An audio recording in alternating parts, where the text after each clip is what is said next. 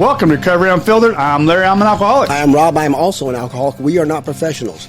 There are no letters after our names. We know very little. However, you will hear the word God and a four-letter word in the same sentence. You will also be offended. So if you are easily offended, just pass us by. This podcast is not for you. Our opinions are just that. If you don't agree with what we're saying, that's okay. We're going to love you anyways. We are not in any way affiliated with AA. So sit back, grab a beverage of your choice, and get ready. Let's go. Hello, Rob. Hello, Larry. How are you? Good. Welcome back to Recovery Unfiltered. I'm Larry. I'm Rob.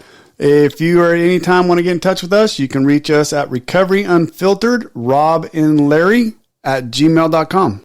That's N, not A-N-D, Larry. Rob, the letter N, Larry. So last time we talked, we went through a little bit of my story, talked about the podcast, introduced that a little bit. I don't think we really need to do a whole lot of recap. If you want to listen to that, go back to our previous episode, our very first one. It's the introduction to this, and we're getting to the second part of the introduction. And if you don't want to listen to that, kick rocks. Right. Attaboy. Way to finally step up, Rob. I do my best. We got to get the unfiltered part in here. We got to make sure they understand what the unfiltered part is. What is the unfiltered part? Truth. Right.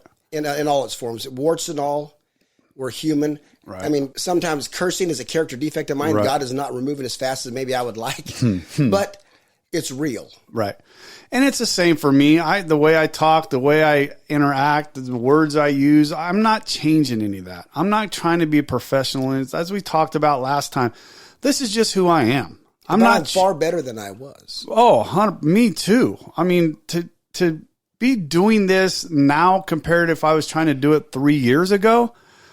No, 3 years ago, I wouldn't even. But you were a different human being. That guy's. And that's what we talked about last week. And we're going to, like I said, we talked about that a little bit last week. Hopefully you get a chance to catch up. Like I said, this time we're going to dig into Rob a little bit, see how much we can dig out of him. But he's only 4'2", so it's not going to take very long. Of course, I'm not actually that short. But I'm on the shorter side. Larry happens to be 6'3". I'm 5'7", so he gives me nothing but grief. But then when I give him one of these, oh, there we go. Yeah. I knew that was coming. Yeah. Thank God we don't have audio visual in here. Well, with all the burns I got, but the arms are nice. Right. So, Rob, tell us a little bit about yourself. Well, being this is Recovery Unfiltered, I will jump right into because normally when I'm asked to speak, you usually start from the beginning. Right. I am not going to touch into childhood, and I just want to preface that it does play a part. You know, there were things that happened to me as a child that shouldn't happen to any child, Gotcha. But yet they did. I had a great family, grew up great, and me and Larry and I went to the same high school. Larry was a senior when I was a freshman, and we will touch on our lives. Do you remember what I was like in high school? You're a dick. Hey, 40 years later, I was the same. No, pretty close. We were on our way. Not that I was any better. I was, was a selfish, self-centered, insecure, teenager myself. Right. But no, you weren't a dick. I mean, I just. Yes, I was. Yes, you're a dick. That's all right. So what I'm going to pick up on, in school, because I've always been a great test taker. Stop rocking. Oh, sorry, rocking. And Larry can attest to this. There was a lot of our teachers. They would say if you get an A on the final, right. You passed the course because they figure you must have been paying attention. Only way I graduated. Me too. A great test taker until Larry, I don't know, 07, right? And it was the first time we were getting drug tested at work. Yeah. Here it came. And I did not pass that son of a bitch. Why? Did you not study hard enough? Well, I studied like a champ. I just didn't. I didn't. I gave them all the wrong answers. I thought they were the right answers, but they were not. But what that did for me is I had to go do an 8-hour outpatient. Were you relieved that that's all you had to do? No, I wasn't relieved at all. I was, okay. So here comes the test takers. So I call my boss. I call the union. Said, listen, I'm not going to pass this. So we had some of that going on. Of course, your stomach drops. Right.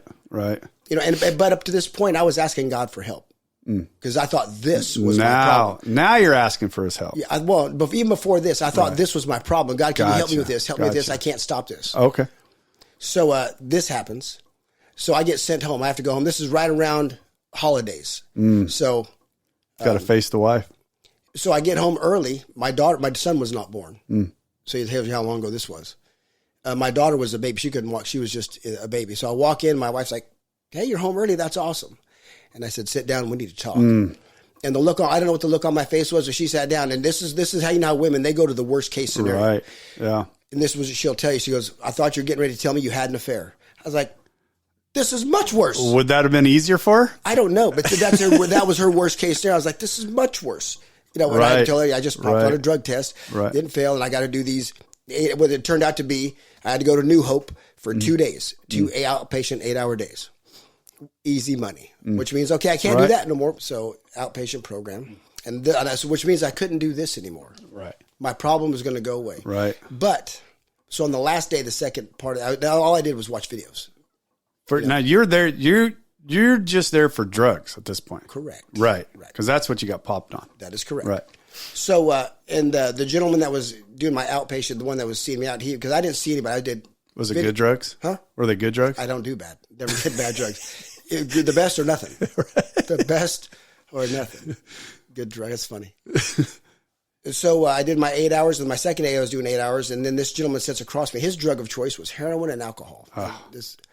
And he wants to talk, so he has to do some paperwork. Up until that point, I was just watching videos for 8 hours for 2 damn days. Videos on alcohol, videos on drugs, videos on whatever. So I don't know what help you're going to get from that. But anyway, so he's sitting across from me, and he starts asking me questions about my dad, who had passed away years before, 7 years before that. Now, this guy was already in the program? He was the counselor. He was the counselor. At this place called New Hope. Gotcha. Okay. And then he starts asking these questions, and I start getting emotional. I mean, I'm talking about ugly crying, snot. I mean, I was already emotional because, man, I just, embarrassed, relieved, kind of, and it just, not in a great place mentally. And my time was up, and he says, man, I wish I had more time with you. There's some steps I'd like you to do. I had no idea what he's talking about, steps. There's a couple letters I'd like you to write. I'd like to dive into this more. I said, partner, my time. I said, my fucking time is up. I'm leaving. Sign that.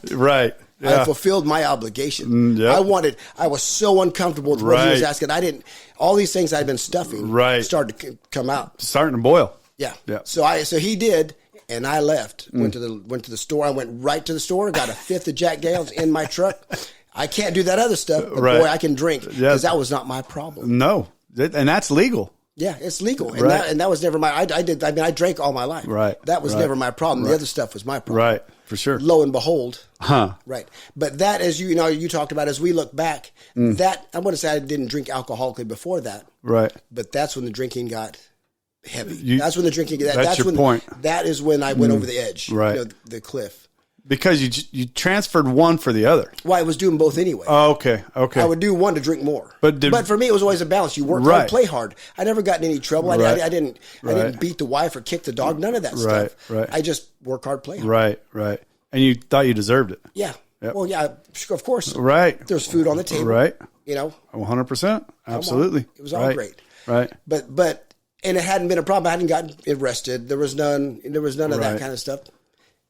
However, that's when, and maybe my wife would look back, that's when the drinking got heavy. And it came to the point where I would just drink, sleep, get up, work, drink, sleep. I was an absentee father, absentee husband. How old were your kids at the time? By the time when I went to rehab, or by the time? No, when that happened, my daughter was a year old. My son has not been born yet. Gotcha. Okay. Because she's now 22.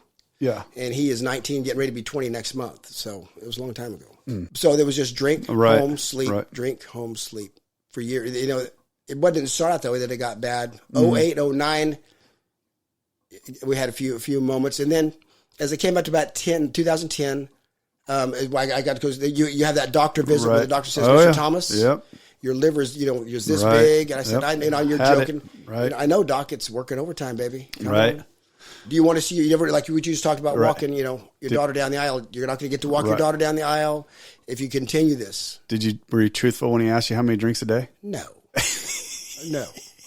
As truthful as I could be at that time.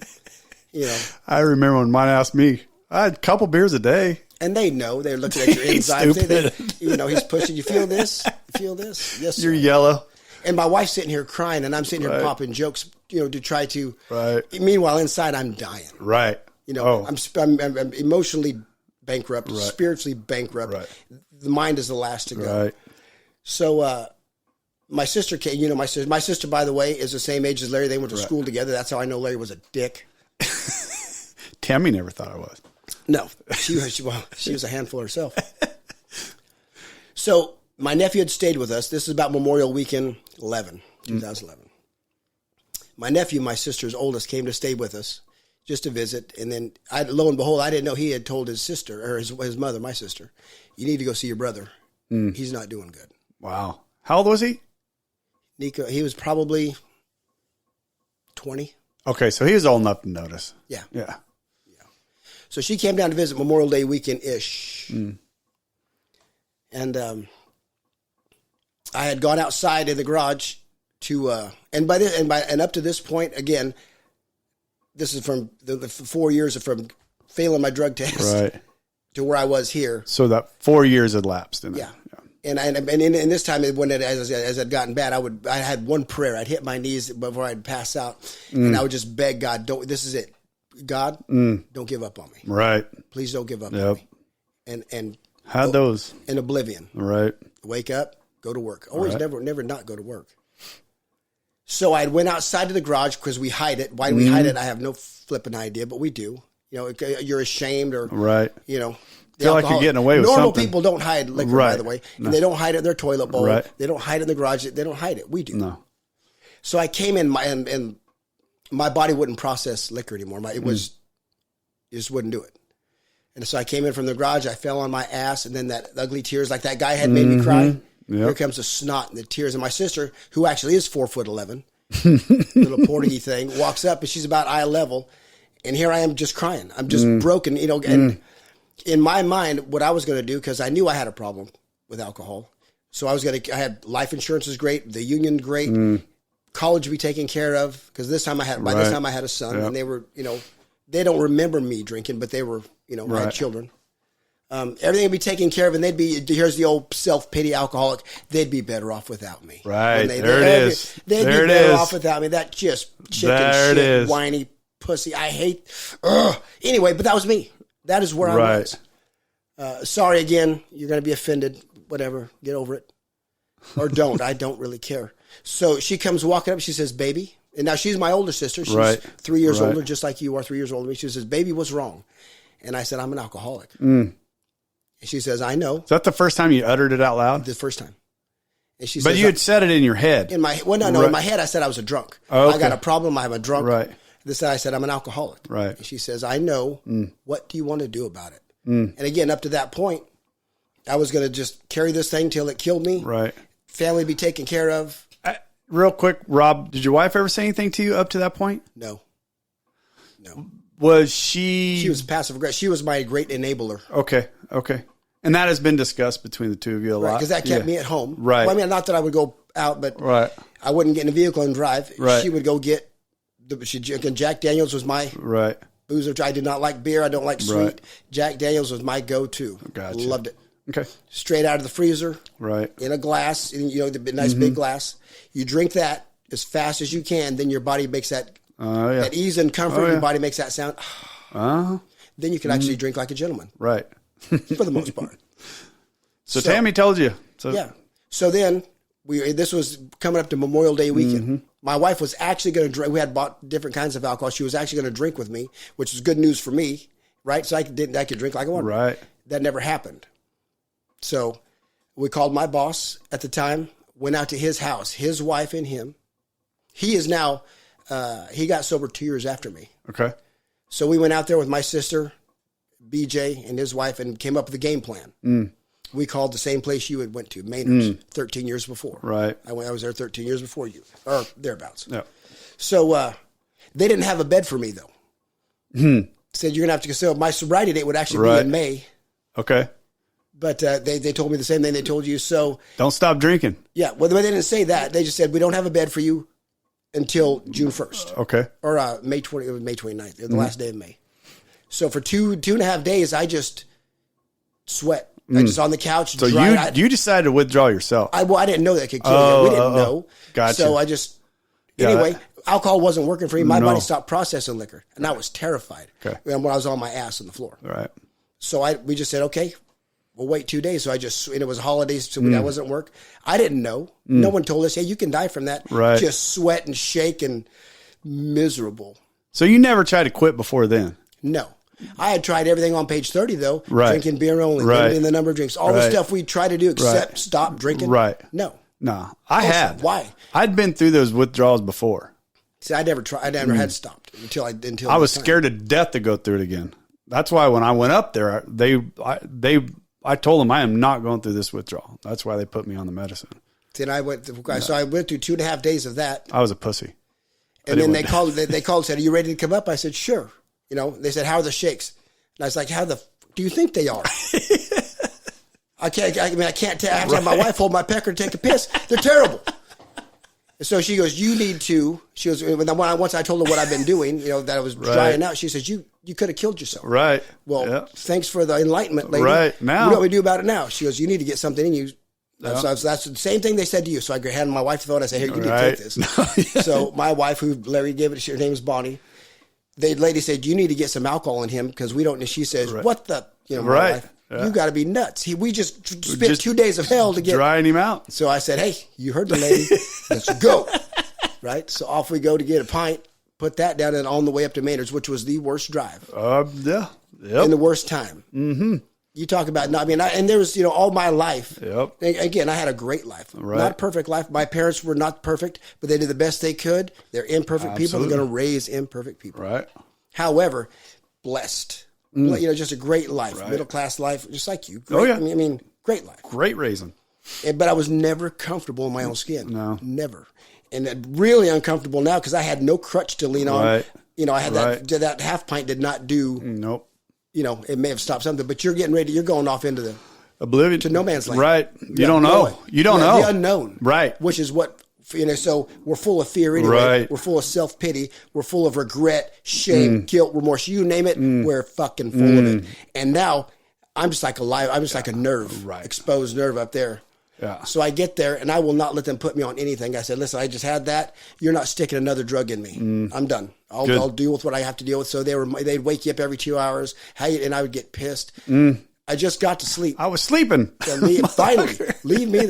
Anyway, go through all that. Right. And on day 3, I meet this man. His name is Chris. You guys have heard about Chris. This is the same Chris, just we spoke about in the previous quite a few years earlier. And he sits next to me, and he's beaming with light. I mean, Chris. We Chris. just talked about him. Pain in the ass. Just light. And he sits next to me with this big, bright smile, and I'm in the darkest place of my life. And he says, hi, my name's Chris. I'm going to be your counselor. And I wanted to punch him in the mouth. Just get away from me because I was just exposed. Right. Right? Oh, yeah. But when he said that, and I looked at him, and this is what came out of my mouth, I said, I cannot live like this anymore. Right. Where that came from, I have no idea. And he says, I can lay it open. But he goes, I can help you. Right.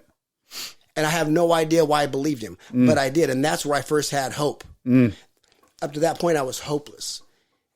Goosebumps again. Goosebumps. Because that was your moment of clarity at that point. Well, I had the moment of clarity on my butt. Because once in your garage, in the hallway. Right.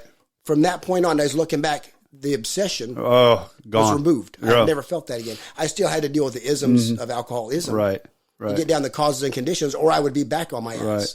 But when Chris said that to me, my eyes just filled with hope. Right. Because, with the who of sobriety, the willingness, honesty, and open-mindedness, I didn't have the first two. I just became willing. Right. At that moment. But all I had, once he gave me hope, then came the willingness. The honesty, brother, you're going to have to teach me that. How long had you been in there? Son of a bitch. How long had you been in there to that day? Couple days? 3 days? That was the third day. When he came up and introduced himself, I'm going to be your counselor. And I said, I can't live like this. He goes, I can help you. And I believed him because not that he said it with so much conviction. He just said it. Right. But I believed it. And I said, in my mind, whatever this cat tells me, if he says, hey, go stand in the corner with a grapefruit on your head, boy. Were you just broken open at that? So much broken open? By anybody? Because I wanted this on day 2 because everybody got to go to, they take people to meetings. Right. I was there by myself because I wasn't. You didn't have a counselor yet. No, and I was still under surveillance. So I was just sitting there, and I know the casino's right up the road. Right. And I'm leaving. Yeah. I'm like, you know what? Oh, yeah. And then this gal came out who ended up being one of my best friends. We were the 2 oldest in the. They called her the crier because that's all she would do was cry.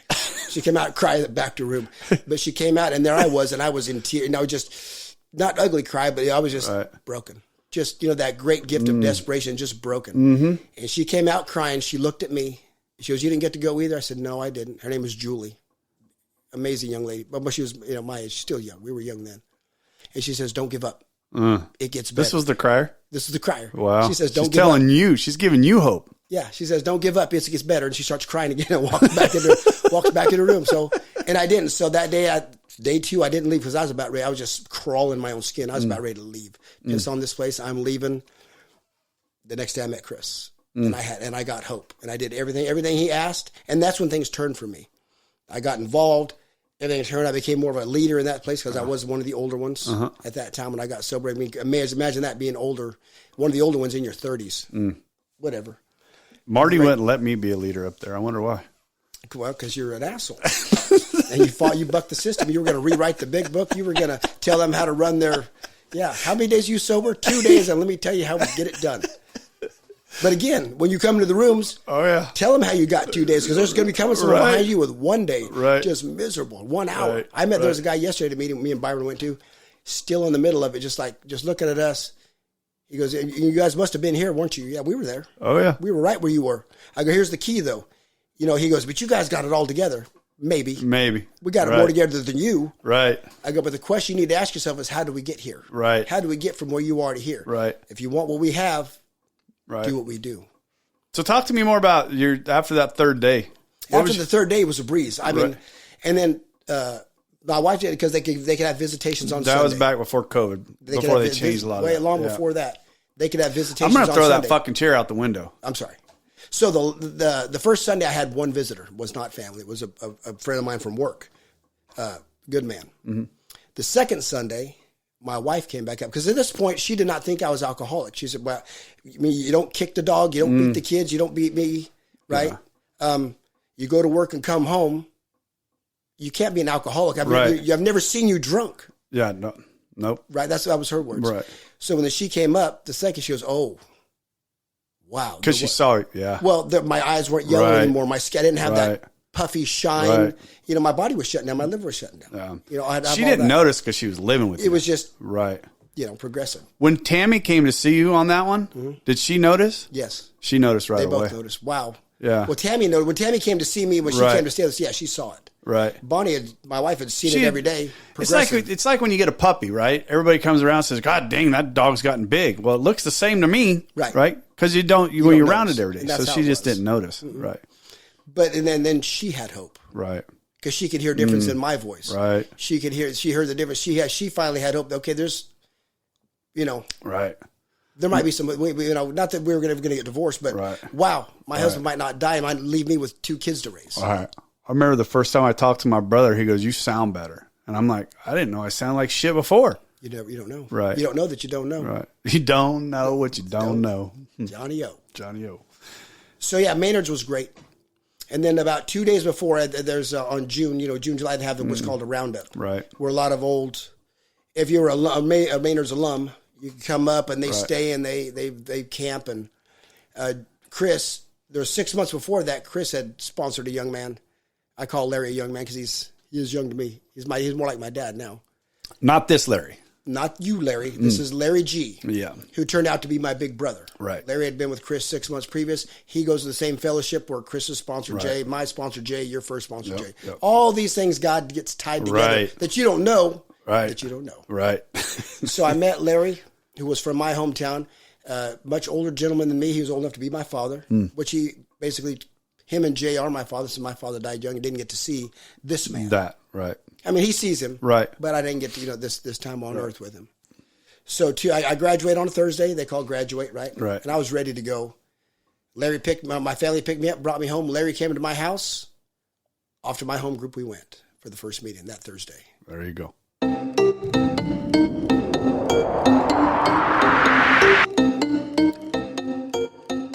Guess what time it is, Rob? Drunk of the week. There we go. Let's go to Germany.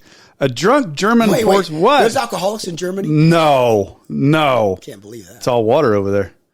A drunk German horse rider rode into a bank foyer to sleep for the night after having one too many. Wolfgang Heinrich Sorry. Go ahead. Why? I work with a guy with that last name. That ought to be funny. Wolfgang Heinrich, 40, from the German town Weisenberg. Not Heisenberg. Not Budweiser. What if his last name was Heineken? Heineken. Wolfgang Heineken from Weisenberg. From Bud Weisenberg. No, now you're reaching. I know. Had been riding his Haflinger horse. That's a big horse, by the way. What is it? A Haflinger. They're just under a Clydesdale. They're big. So it's a draft horse. Big old draft horse. Okay. Yep. Wow. Sammy, when he stopped to have a drink with friends. Drink. Yeah. We all just go in for one. Yeah. Well, that's what you tell it. That's why you. But when he left the pub, he realized he was too drunk to ride all the way home. Smart guy. And because it was cold, he decided to use his bank card to open it. I bet you there's a lot of homeless people don't realize you can do that. If you just go and get an ATM, you can sleep inside a foyer. In Germany. Nearby bank foyer, and take himself and Sammy inside to sleep it off. Heinrich and his horse were found in the early hours of the morning by local man Stefan Honelet, 36, who came to the bank to take out some money. He said it was a bit of a shock to find a man on a horse asleep in the foyer of the bank, and rang the police straight away. Heinrich was let off with a warning and rode home. Nice. But bank staff was less than impressed when they arrived and had to clean up after the horse. That's what I was waiting to say. I waited to hear if that happened. That horse had to dump something. Well, at least he was smart enough not to ride it all the way home. Take a nap, I guess. All right. So we're in June and you're out. I am out into June, and I am out on a Thursday. So my big brother Larry comes to pick me up at my house. We go to what turns out to be my home group, and he says, "There's 2 men here that I want you to meet."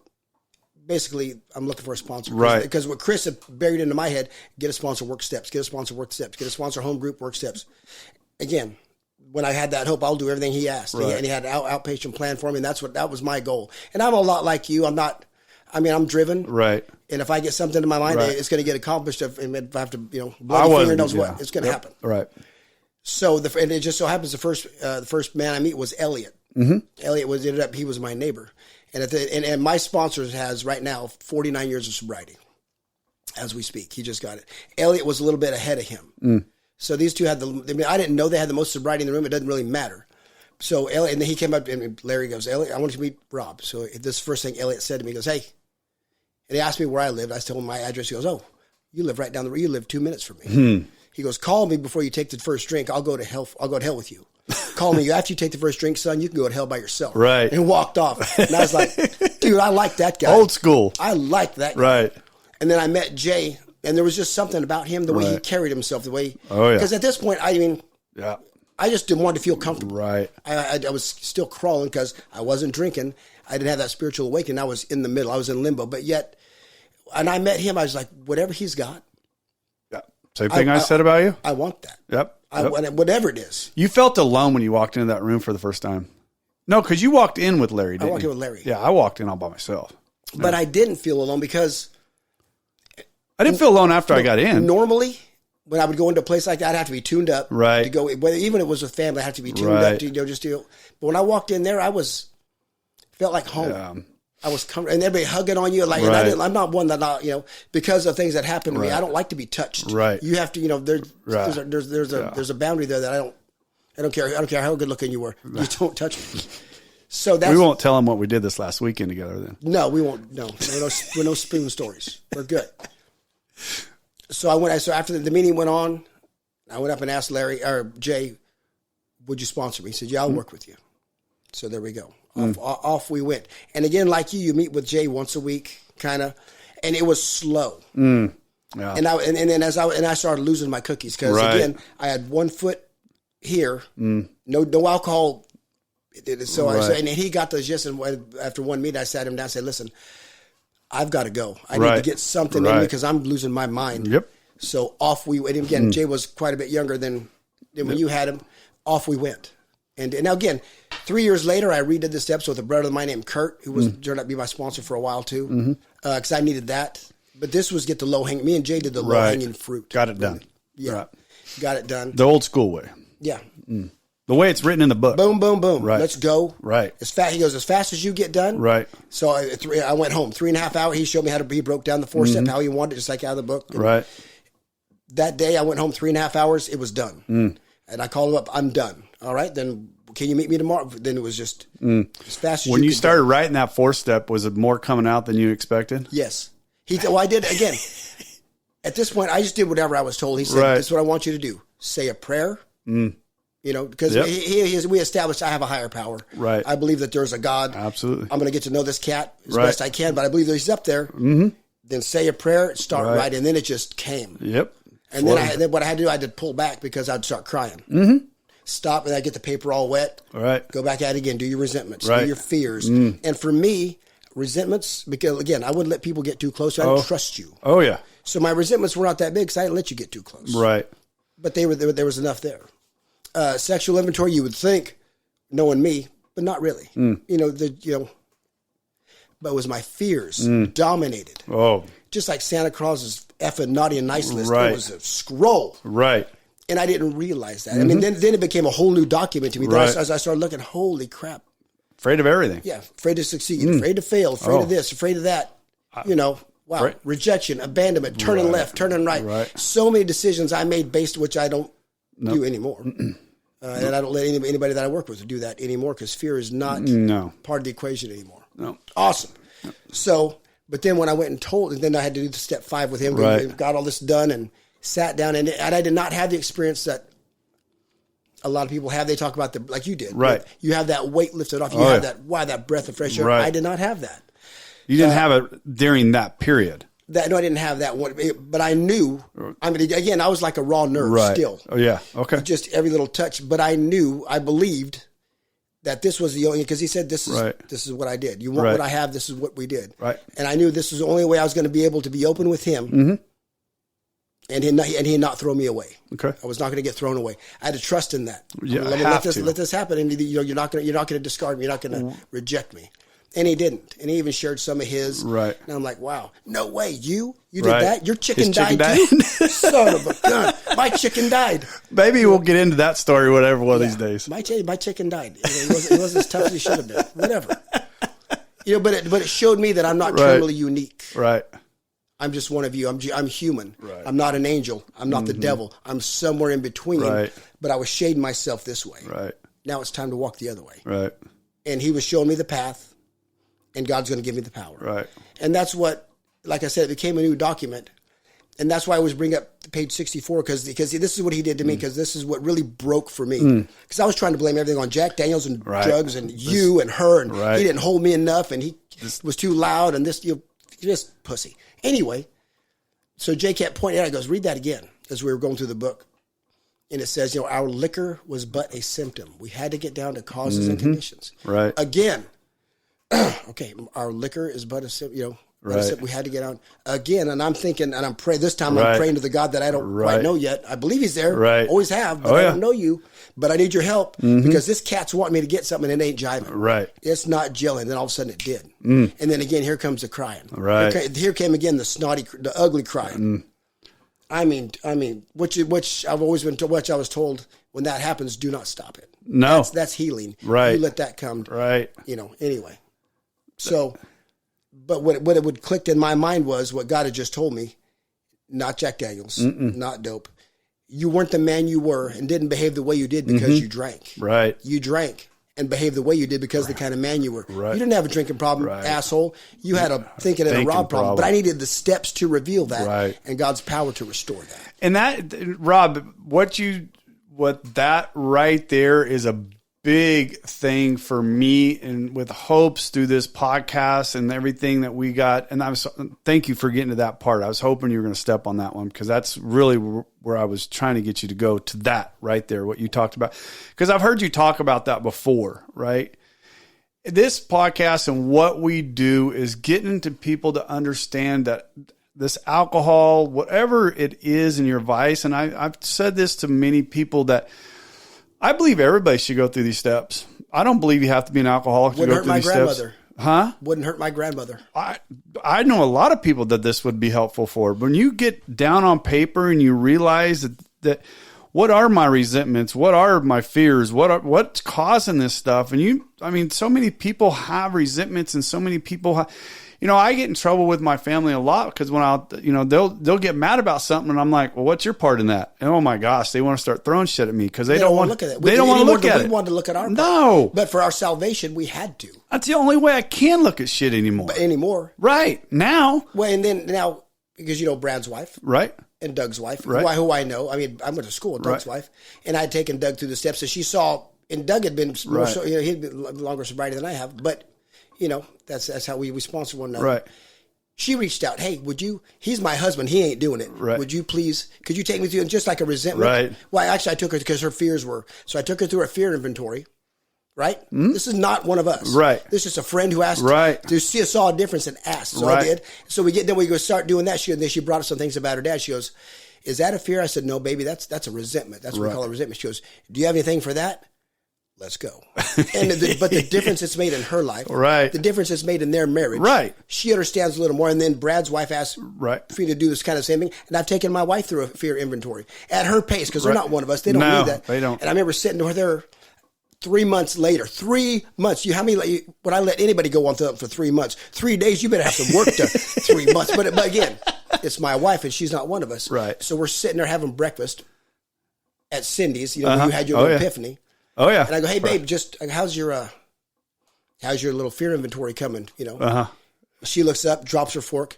She goes, well, I'm 13 years old. I realized, she had these things I hadn't let go of. Here it comes. But what healing has came from that? Right. No, so again, that's just a long way of saying these steps. If you have the guts, to look at yourself, they wouldn't hurt anybody. They would do nothing but be a blessing. And I heard you say something a minute ago, and I wanted to touch back on that. We're starting to wrap up a little bit. You said something that, when you were reading that from page 64, that you had that prayer that you reached up and you reached up to your higher power. For you and I, our higher power is the same thing. It's our Lord Jesus Christ. And when you reached up to that and that came through to you, did you feel your relationship grow? So for me, my relationship through AA has gotten much closer with my higher power, my God, than I ever had prior to. You know why? Why? Action. Oh my gosh. There's no chapter in our book called Into Thinking. There's a chapter called Into Action. We start, and if you read it, even in the other book that we read, which we love, you get into God. Which people think of waiting on you, but when you get into action, right? But Rob, we go through Bible studies. We do all that study though. That's not living it. We are living. Right. That's At the point I was trying to. It was out of necessity. Right. Now that I don't think about drinking anymore, I think about breathing. Right. It's been removed. Right. By Him. Yeah. And now because people think they say, now I know. Right. God, I don't know of Him. Right. I know Him. It's a relationship. As real as this relationship is with you and me, it's real. 100. And that communication 100%. is real. Yep. It has to be. Yep. And it grows over the years. A living God. Yeah. Living God in us. So when people say, do you do you believe in God? No, I don't. Do you believe Katie's your wife? No, you know it. Right. No, for a fact. And I can't explain that to someone. No, I know there is because I have a relationship with God. And it is real. As real to me as anything else. Because of these steps that I took. Right. The brokenness that I felt when I had nothing else but to reach it. That's what He loves. God loves a broken and contrite heart. Yeah, but does He want you to come to Him that way? That's the only way we will come to Him. But it's the only way we will. Not everybody comes to Him like that. No. But most people that I have found, humans, us in particular, we move at the speed of pain. When the pain we're in becomes greater than our fear of change, we change. Up to that point, always just like when you talk about your family. Right. Hey, what's your part? Who the hell? What are you talking about? They don't want to look at that. No. Yeah, I call it the shit. The steps for me, and I've said this to you, are the shit sandwich analogy. Right. Not me, not you. Not our wives. Nobody listening to this podcast has eaten a shit sandwich they didn't have a hand in making. The steps point out, oh, crap, I keep slicing the bread. Right. I keep spreading that. Right. If you don't, and you maybe you made 90% of that sandwich, maybe you made 10%. If you didn't make any, you won't eat any. Absolutely. All right, Rob. Well, guess what? We're going to end on the shit sandwich. We're going to end on a shit sandwich. Anything else you want to interject? No, I'm good. You good? I dig it. You got it all off? Most of it. All right. Good. This has been Recovery Unfiltered. I'm Larry. I'm Rob. You can reach us at Recovery Unfiltered, Rob and Larry recoveryunfiltered@gmail.com. That's recoveryunfiltered ROB, the letter N, and Larry @gmail.com. Thank you for joining us today. We hope you learned something today that will help you. If you did not, come back next week and we'll try again.